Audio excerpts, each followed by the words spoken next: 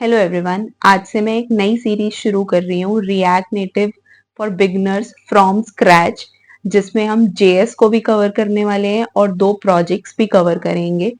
तो मैं रेकमेंड करूंगी कि जो लोग भी अभी अपनी रिएक्ट नेटिव की जर्नी शुरू कर रहे हैं या जो लोग भी अपनी मोबाइल ऐप डेवलपमेंट की जर्नी शुरू कर रहे हैं, वो इस प्लेलिस्ट को फॉलो करें, ताकि इस सीरीज के एंड तक आप अपनी फ्रीलांसिंग जर्नी या अपनी प्रोफेशनल जर्नी जो है उसको स्टार्ट कर सकें ऐप डेवलपमेंट में।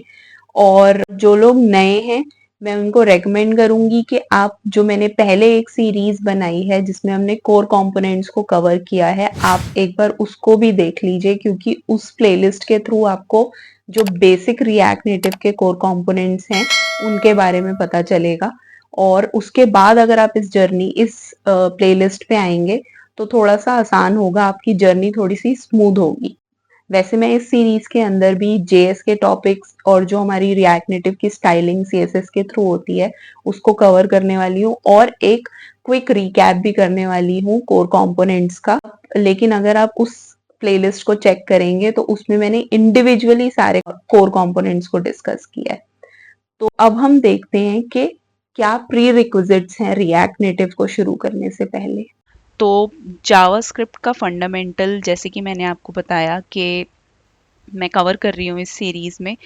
इसके अलावा अगर आप फेमिलियर हैं सीएसएस के साथ, क्योंकि सीएसएस हर जगह यूज होती है, चाहे हम वेब डेवलपमेंट करते हैं चाहे हम ऐप डेवलपमेंट करते हैं, बस हर जगह पे लिखने का जो तरीका होता है, वो सिंटेक्स जो है वो थोड़ा बहुत अलग होता है। तो सीएसएस भी अगर आपको आता है तो अच्छी बात है, और नहीं अगर आता तो मैं इस सीरीज में भी उसको कवर कर रही हूँ। इसके अलावा हम फ्लेक्सबॉक्स के बेसिक्स को भी देखेंगे। फ्लेक्सबॉक्स बहुत इंपॉर्टेंट है, क्योंकि फ्लेक्सबॉक्स जो है वो किसी भी तरीके के कंपोनेंट को रिस्पॉन्सिव बनाने में हेल्प करता है। तो फ्लेक्सबॉक्स का एक पूरा डेडिकेटेड सीरीज है इसके अंदर, जिसमें फ्लेक्सबॉक्स और उसकी प्रॉपर्टीज़ को हम पूरा कवर करने वाले हैं। तो आप डेफिनेटली फॉलो कीजिए। अब सबसे पहले देखते हैं कि हम क्या क्या टॉपिक्स कवर करेंगे सीरीज में। तो रिएक्ट नेटिव इंट्रोडक्शन के साथ स्टार्ट करेंगे। इसके बाद हम हाइब्रिड और नेटिव ऐप में डिफरेंस समझेंगे। ये ज़रूरी है समझना, हाइब्रिड ऐप क्या होती हैं और नेटिव ऐप्स क्या होती हैं। इसके बाद हम रिएक्ट नेटिव का इंस्टॉलेशन भी करने वाले हैं। तो अगर मेरे पास बहुत सारी क्वेरीज आई थी कि रिएक्ट नेटिव का इंस्टॉलेशन कैसे करते हैं, तो अगर आपको अभी भी प्रॉब्लम है तो डोंट वरी, ये बहुत जल्दी ही आने वाली है ये वाली वीडियो भी। तो इसके बाद हम करेंगे रिएक्ट नेटिव CLI या एक्सपो में डिफरेंस समझेंगे। ये मैं आपको बताती हूँ कि हम इस सीरीज़ में रिएक्ट नेटिव CLI यूज़ करने वाले हैं, क्योंकि प्रोडक्शन लेवल ऐप्स के लिए अभी भी रिएक्ट नेटिव CLI ही यूज़ होता है, मतलब प्रेफरेबल है। और इसके बाद हम VS कोड एडिटर को भी समझेंगे, वो भी ज़रूरी है क्योंकि आप उसी एनवायरनमेंट में काम करने वाले हो। इसके अलावा कुछ डिपेंडेंसीज होती हैं जो हमें स्टार्टिंग में चाहिए होती हैं, तो वो कैसे इंस्टॉल करते हैं या वो क्या होती हैं उसको समझेंगे। एम्यूलेटर और सिम्युलेटर में डिफरेंस पता होना चाहिए आपको। इसके अलावा जावास्क्रिप्ट के फंडामेंटल्स, जैसे मैंने आपको बोला, मैं इसमें ज़रूर टच करने वाली हूँ। कंपोनेंट्स, प्रॉप्स या स्टाइलिंग क्या होती है रिएक्ट नेटिव में, स्टेट्स क्या होते हैं रिएक्ट नेटिव में, JSX किसको बोलते हैं, रेंडरिंग किसको बोलते हैं। रेंडरिंग बहुत अगर रेंडर नहीं होएगी कोई चीज़ तो शो नहीं होएगी, तो इसीलिए रेंडरिंग एक इम्पॉर्टेंट टॉपिक है। इसके बाद हमें देखना है फंक्शनल और क्लास कंपोनेंट्स के अंदर डिफरेंस।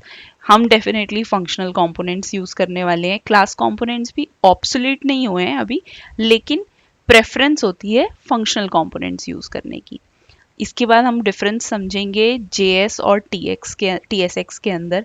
JS हमारा जावास्क्रिप्ट के लिए होता है और TSX टाइपस्क्रिप्ट के लिए, तो दोनों में डिफरेंस समझेंगे। इसके बाद हम अपना फर्स्ट कोड रन करके देखेंगे। फिर रिएक्ट नेटिव के नेविगेशन को भी हम करेंगे कवर। इसके बाद स्टेटस बार क्यों इम्पोर्टेंट है, क्यों उसको समझना इम्पोर्टेंट है, तो वो भी कवर करने वाले हैं। और जैसे मैंने आपको बताया, हम फ्लेक्स को कवर करने वाले हैं, तो फ्लेक्स और उसकी सारी प्रॉपर्टीज़ को कवर करेंगे। इसके अलावा हम करेंगे passing data between components and screen. अगर आप डेटा पास करना नहीं सीखेंगे कंपोनेंट्स और स्क्रीन्स के बीच में, तो प्रॉब्लम होगी, क्योंकि हमें ये कॉन्सेप्ट भी बहुत ज़रूरी आना चाहिए।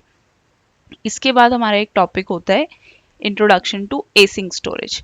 ये ज़रूरी है क्योंकि जब हम लोकल डेटा के साथ काम करते हैं तो हमें एसिंग स्टोरेज जो है वो ज़रूर पता होना चाहिए। फिर जैसे कि मैंने आपको बोला था, हम दो ऐप्स पे काम करने वाले हैं।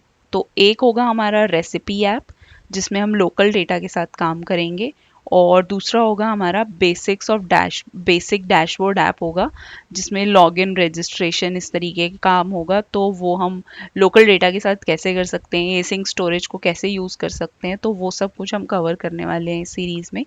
तो मैं डेफिनेटली रेकमेंड करूँगी कि आप लोग इस सीरीज़ को फॉलो कीजिए, क्योंकि बेसिक से अगर किसी लैंग्वेज को या किसी आर्किटेक्चर को या किसी फ्रेमवर्क को समझना होता है तो बेसिक्स क्लियर होना बहुत ज़रूरी है, और ये बेसिक्स पे ही टारगेट किया है मैंने इस सीरीज़ को। तो डेफिनेटली आप इसको ज़रूर फॉलो कीजिए। तब तक के लिए मैं बोलूँगी कि कनेक्टेड रहिए, और थैंक यू, बाय बाय।